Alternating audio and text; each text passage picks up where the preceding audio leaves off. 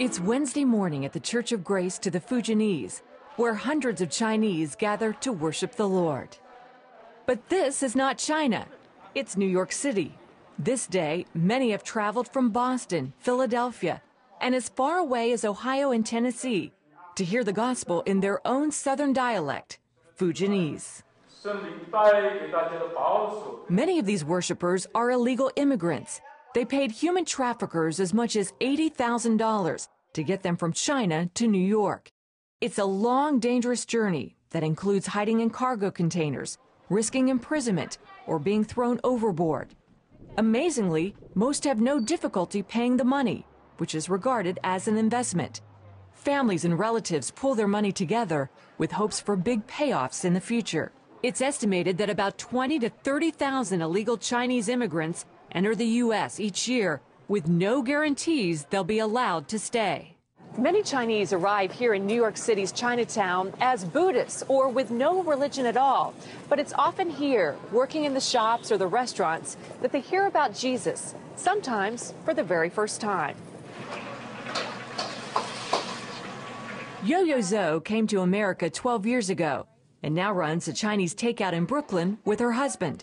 She said in China, God felt distant, but here she feels closer to God. This church has helped me understand more about the Bible and gave me classes that I can take to increase my faith. Bao Ping helped start the Church of Grace to the Fujianese some 30 years ago. He says many congregants face visa battles and an unsure future in America. But he adds the church's goal is to simply preach Jesus. When you come here, one thing we can do, you need to know about Jesus. We can help you pray to the Lord, whether you are going to court or not, because God is in control, not us. And you have this hope. So once you have hope, you know that, everything happened to them, they can kneel down and pray. Pastor Elias Shiraz says the Chinese church population in New York is exploding. They've seen more than 10,000 people in the past 10 years. And last year alone, more than 500 Chinese believers were baptized.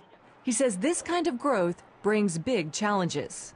How can you follow up their faith? Giving birth, relatively easier. Now, you want to grow their spiritual strength is a lot of prayer. The church provides discipleship classes for those interested in salvation, baptism, and other disciplines. And as you can see, the classes are packed. Yo-Yo says she's thankful every day to be in America, but is hoping her husband, who is not yet a believer, will soon come to know Christ as well. I'm praying for him and also for my children. I used to think that bringing people to Christ is easy, but it's not. But I believe that one day he will become a believer. Wendy Griffith, CBN News, New York.